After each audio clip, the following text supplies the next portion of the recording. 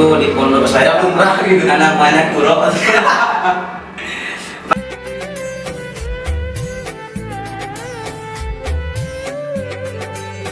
Bismillahirrahmanirrahim. Assalamualaikum warahmatullahi wabarakatuh.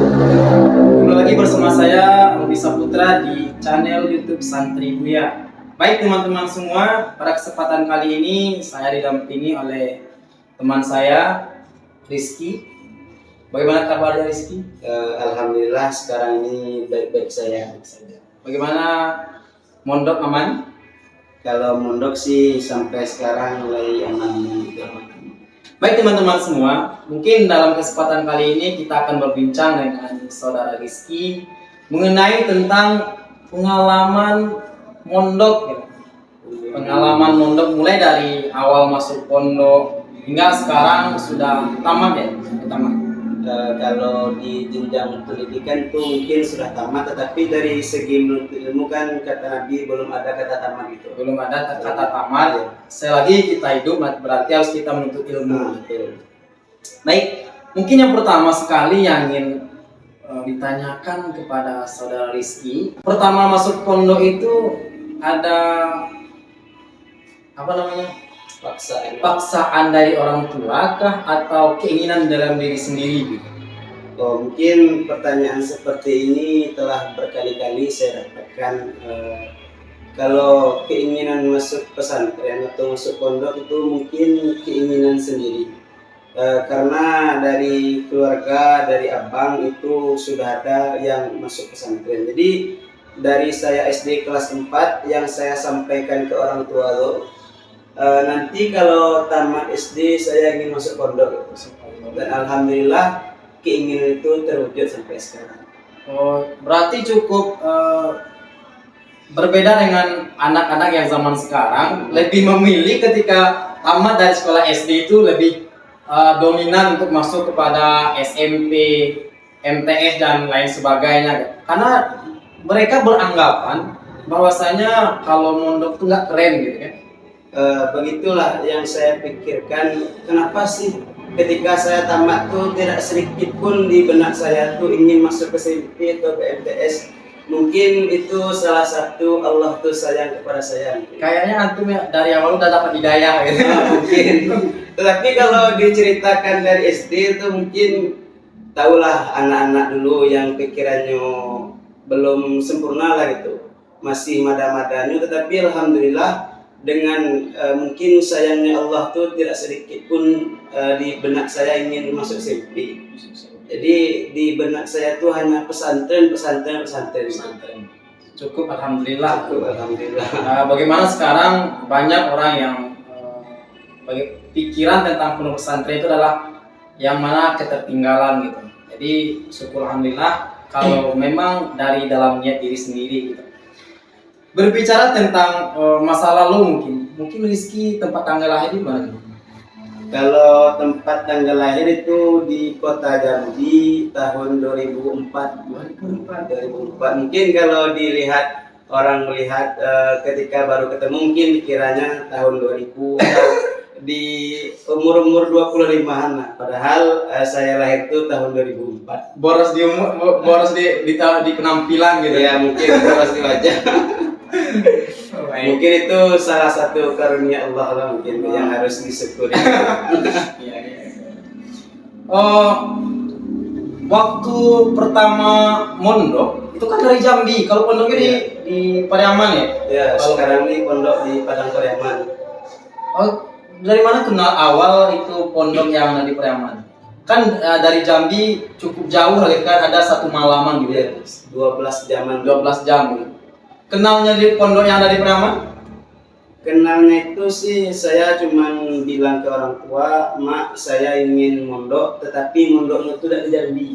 Nah, mondoknya itu saya ingin pondok tapi tidak di Jambi. Berarti keluar daerah gitu, karena ingin mencari pengalaman yang lebih luas kan. Jadi mungkin tahu pondok di Padang Pariaman itu mungkin orang tua yang mengabarkan keluarga yang di kampung, jadi orang yang di kampung lah mengantarkan mencarikan pesantren. Dulu pertama diantarkan itu ke Ringaringan. Nah, mungkin karena Robi mungkin dikatakan juga di sana kan. Sama ya. karena kita telah mendaftar, jadi Penuh, ya? penuh, kuotanya sudah penuh, dipindahkanlah di Pondok Pesantren Muslimin.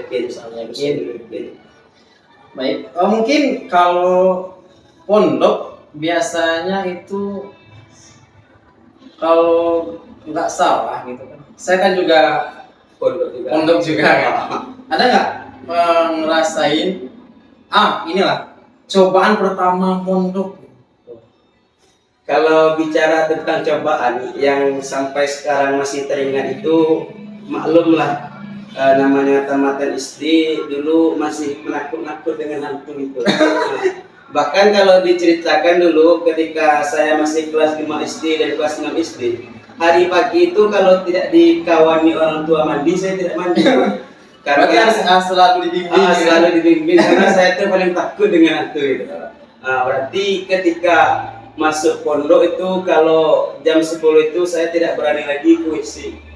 Jadi kalau seandainya gitu saya pas jam 1 malam atau jam 2 kebangun mau ke kamar mandi, lalu itu pernah sering kejadiannya tuh, kalau jam 1 kebangun gitu kan, terkadang tuh minta tolong ke kawan-kawan dibanguni kawan sekolah. Kadang kalau kawan tuh tidak mau bangun ya terpaksa di sana saja gitu. Itu karena bawaan dari rumah, dan alhamdulillah sekarang sudah adalah perubahan. Sudah ada perubahan. Dengan kaji-kaji yang kita terima kan, mungkin sudah berubah gitu. Mungkin ujian pertama, mungkin kalau ujian pertama itu mungkin karena Jambi dengan Pariaman itu sangat jauh, mungkin ujian pertama itu berpisah dengan orang tua gitu. Kalau berpisah dengan orang tua sih, mungkin karena di rumah sering tidur di tempat kawan juga gitu ya. Ketika berpisah dengan orang tua tuh tidak begitu terasa berpisah lah gitu. Karena memang di hati itu ketika tiba di pondok tuh memang niat awak langsung tinggal sekolah, tidak ada balik-balik kampung lah. Jadi memang keterkaitan hati ke pondok itu memang kuat gitu. Berarti emanglah tekad gitu ya, udah tekad dari awal bahwasanya niat mondok gitu. Bukan karena paksaan ataupun karena siapapun. Betul. Jadi memang niat di hati gitu. Oke, itu yang pertama. Kalau waktu mondok ada nggak ngerasain kayak penyakit skabis tau? Yang biasanya kalau gatal-gatal gitu kan, pernah nggak? Kalau namanya anak pondok sih pasti merasain sakitnya gatal-gatal. Pokoknya merasain sakit menggaru itulah pasti Suatu kenikmatan. Suatu kenikmatan, apalagi ketika tidur itu kan rasanya tidak sempurna tidur itu ketika belum menggaruk gitu. Sebenarnya iya nggak sih setiap yang diasramakan atau setiap yang sifatnya itu berkelompok terkena penyakit seperti gatal-gatal itu ya nggak sih?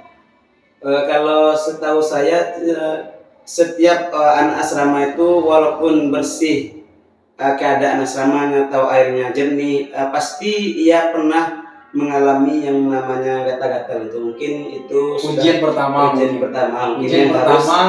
harus dilalui seorang santri agar menjadi orang sukses gitu. Saya juga pernah sih waktu kelas 1 itu kelas 1 ini kalau dilihat tangan ini kalau nggak bisa gerak gitu karena penuh itu ada di sini bahkan yang paling menyedihkan ketika mau makan gitu terpaksa lah pakai sendok. Kalau pakai tangan nanti takut kan bercampur. Mungkin kalau anak pondok paham lah gitu kan masalah penyakit itu masalah penyakit. Mungkin kalau di pondok itu tidak terlepas yang namanya yang pertama jauh dari orang tua, yang kedua mungkin penyakit yang seperti yang disampaikan tadi gatal-gatal mungkin. Kalau gatal-gatal ini yang saya lihat gitu kayak sepengetahuan itu hanya sekedar kelas 1 sampai kelas 2 aja gitu. Sedangkan kelas 3 sampai seterusnya itu sudah kebal gitu. Mungkin kumannya sudah alhamdulillah ini orang udah kebal gitu kan. Mungkin sih itu kumannya mungkin tak main lagi kata mungkin cobaan kelas 1 kelas 2 itu mungkin dengan kata-kata kalau ia bisa melalui itu mungkin cobaannya lebih tinggi lagi dari itu. Memang sih banyak anak pondok yang kelas 1 itu berhenti daripada mondok itu kayaknya mak awak nata lo mondok daerah batu kata-kata ayenyo kata-kata yang susah nyuci gitu. Iya, yang pertama itu yang kayaknya gatal-gatal gitu. Oh, selanjutnya seperti gatal-gatal jauh dari orang tua, mungkin dari segi ekonomi mungkin.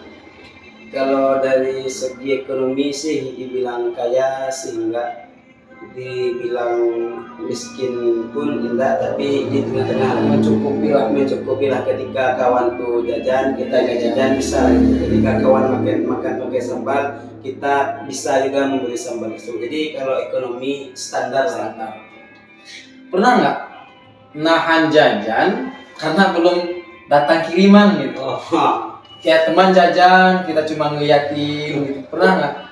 Kalau seperti itu sih sering, mungkin ketika awal bulan uang habis, kiriman belum datang, disitulah mengetes keimanan kita apakah kita bisa melalui cobaan itu.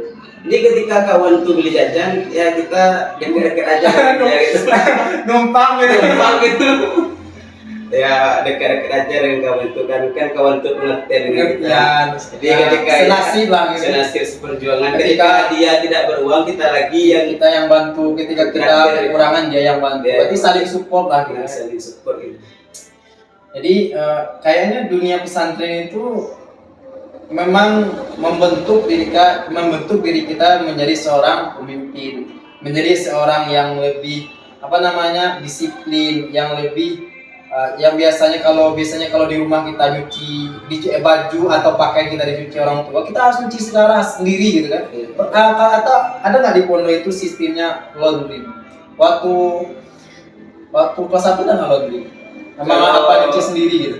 Kalau dulu kelas 1 mungkin itu harus nyuci sendiri. Tidak ada istilahnya namanya di laundry atau dicuci orang lain. Jadi memang kita yang belajar nyuci. Kalau di pondok ada nggak sih pembelajaran yang menjadi favorit lah gitu, menjadi kalau belajar itu menjadi semangat lah gitu? Kalau pelajaran yang difavoriti, tentu seluruh pelajaran itu digemari, tetapi ada beberapa pelajaran yang sangat disenangi. Di antara banyak pelajaran yang dipelajari itu ada 2 kitab yang sangat difavoriti, yaitu belajar nahwu dan saraf.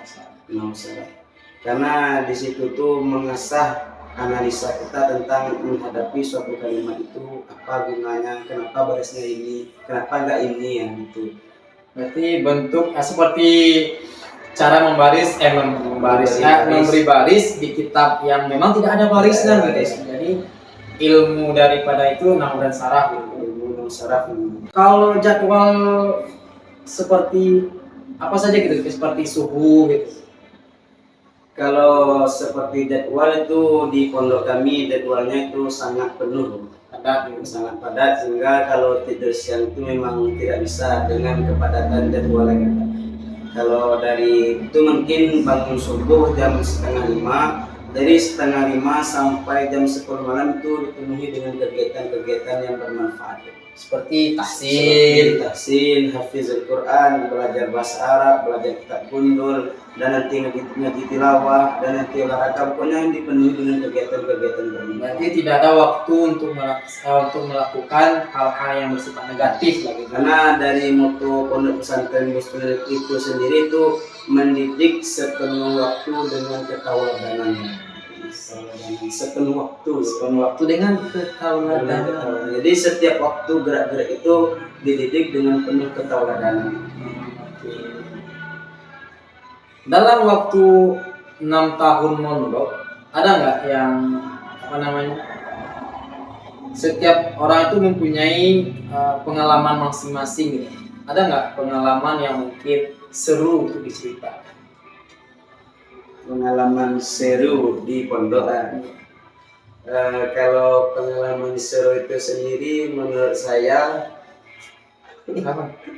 mungkin pengalaman yang lucu, mungkin kejadian yang biasanya membuat menjadi memori lah. Pengalaman lucu ya, mungkin itu pengalaman lucu sendiri itu mungkin ketika sholat berjamaah gitu. Nah, Ketika sedang merokok itu kan ada teman-teman itu entah disengajanya, entah memang lupa atau tidak sengaja.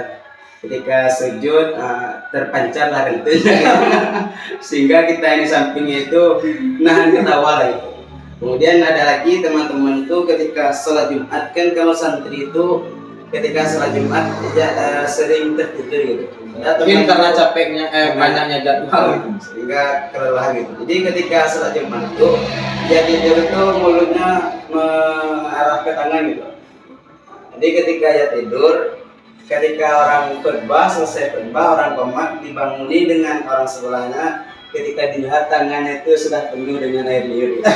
Jadi ketika sudah penuh itu dilihat samping orang sudah berdiri, dilihat depan orang sudah berdiri. Jadi cara salah satunya dihirupnya kembali gitu. Gimana? Dihirupnya itu udah kembali. Nah, jadi itu mungkin pengalaman yang masih terkesan sampai saat ini. Oke. Pengalaman yang cukup mengesankan lah. Oke. Selanjutnya mungkin kalau kita mondok itu tidak terlepas dari yang namanya penyakit. Kalau pernah dengar penyakit skabies yang gatal-gatal? Oh, gatal-gatal. Kayaknya saya setiap pondok itu mengalami gitu. Kalau gatal-gatal itu di pondok saya lumrah gitu. Namanya kurok. Pasti setiap santri ketika baru mondok pasti mendapatkan yang namanya gatal-gatal. Ujian pertama. Ya, ujian pertama. Jadi kalau Anda mau mondok harus gatal-gatal. Jadi gatal-gatal itu mungkin suatu kenikmatan ketika di Garut itu kan, rasa nikmatnya itu tidak bisa diceritakan gitu. Mungkin kalangan santri pernah mengalami lah. Kalau saya pribadi sih pengalaman atau yang menjadi pembelajaran dari mondok itu yang pertama adalah bisa mengatasi hal-hal yang mungkin orang lain tidak bisa mengatasi. Seperti mungkin kalau kita waktu awal sebelum masuk pondok lah gitu, seperti kita cuci baju pakaian kita masih dicuci oleh orang tua. Kalau setelah mondok itu memang harus kita sendiri, jadi membangun kemandirian diri kita untuk bisa lebih mandiri gitu. Tidak selalu bergantung dengan orang lain. Nah, hidupku tidak selalu bergantung. Ada masanya kita berdiri untuk sendiri, melawan hidup ini. Okay. Dalam 6 tahun mondok, biasanya pondok itu kan digambarkan dengan penjara suci. Penjara suci. Ada nggak selama mondok itu melanggar? Pasti banyak aturan-aturan yang dibikin oleh pondok maupun itu dari pimpinan. Seperti kalau di pondok itu biasanya dilarang merokok, meskipun ada pondok-pondok yang membolehkan. Namun kalau khusus cabang daripada pondok pesantren ringan-ringan, apapun cabangnya, melarang merokok, melarang main bawa HP ke asrama gitu kan. Nah, keluar malam. Dari antara hal-hal itu mungkin ada yang pernah dilanggar. Kalau kasus-kasus berat itu mungkin tidak yang dilanggar itu seperti pernah dulu membawa HP. Itu pun ketika sudah di kelas 7 gitu. Nah, itu mungkin sudah dikatakan hampir tamat gitu. Jadi dulu pernah membawa HP tidak sampai sebulan. Nah, karena jiwa ini memberontak terus, nanti takut ketahuan, jadi akhirnya HP itu diberikan lagi kepada Diserahkan kepada pihak pondok. Tapi kalau peraturan lain, contohnya kayak belajar pagi, kadang tuh terlambat masuk kelas, kena hukum penajamah, itu sering belajar seperti sholat berjamaah ketika subuh itu tertidur kan karena capeknya menuntut ilmu. Jadi ketika pelanggaran yang kecil itu sering dilanggar dan kena hukum. Baik, mungkin kalau di pondok itu biasanya kita belajar mulai dari pagi sampai sore dan dilanjutkan dengan malamnya belajar. Saking capeknya mungkin kadang tertidur di kelas gitu. Mungkin itu hal-hal yang biasa lah yang dialami karena sibuknya banyaknya belajar di kelas gitu.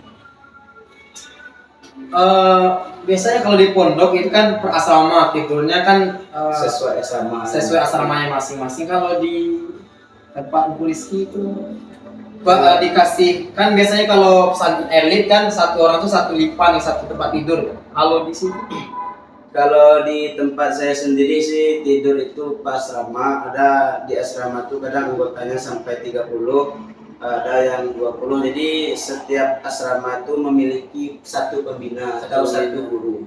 Jadi yang guru tuh dikasih lipan untuk ya tidur, kemudian dibuat kamarnya dengan batas lemari, kemudian yang santri-santri lainnya tidur dengan kasur mereka sendiri-sendiri. itu tanpa ada lipan masing-masing.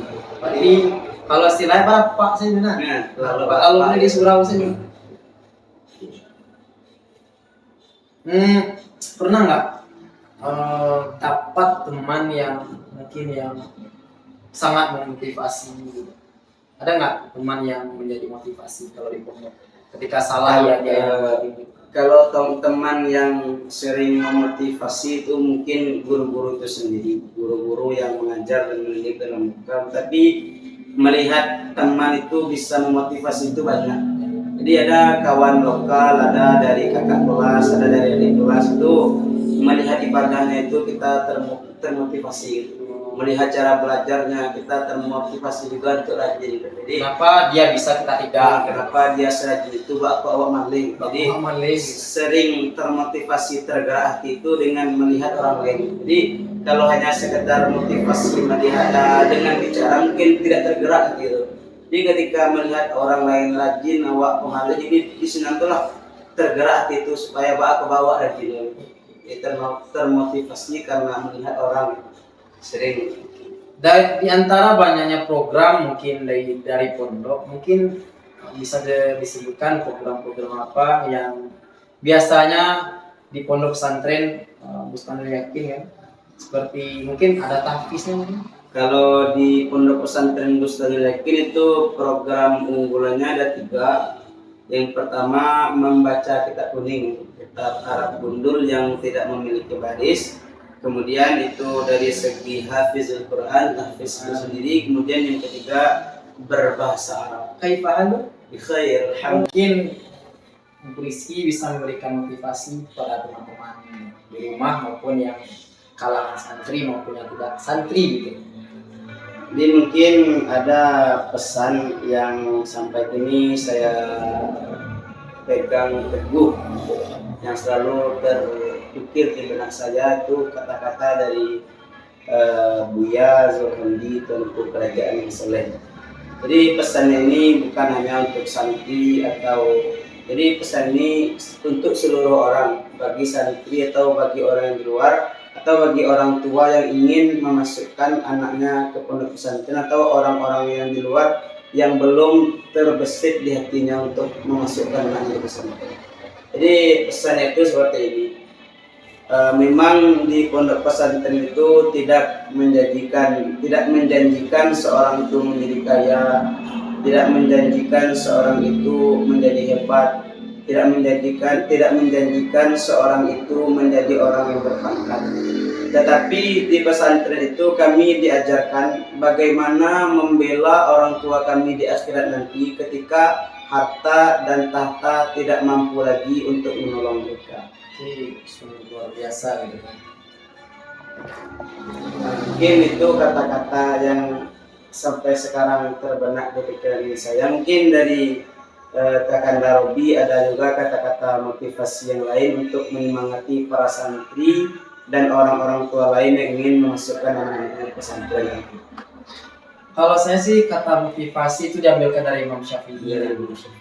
Karena pernah suatu ketika guru-guru pun di pondok menyampaikan gitu. Guru menyampaikan bahwasanya jikalau engkau tidak sanggup menahan lelah atau letihnya belajar pada hari ini gitu, maka engkau harus sanggup nanti hari esok kamu harus merasakan pedihnya kebodohan. Kan begitu kan? Jikalau kita malas-malasan tidak mau belajar, maka masa depan kita nanti akan suram gitu, hancur, akan merasakan pedihnya kebodohan. Akhir-akhirnya timbul penyesalan, kenapa saya tidak belajar dulu gitu. Mungkin itu kata-kata motivasi kepada teman-teman santri yang di luar maupun yang di santri. Baik teman-teman semua, mungkin pada kesempatan kali ini mungkin ini diskusi kita dengan Uncle Rizky. Udah jadi Uncle ya. Alhamdulillah. Dengan Uncle Rizky, alhamdulillah, semoga hal ini dapat memberikan motivasi kepada teman-teman di luar agar mondoknya lebih semangat, atau yang belum mondok itu bisa mondok lah.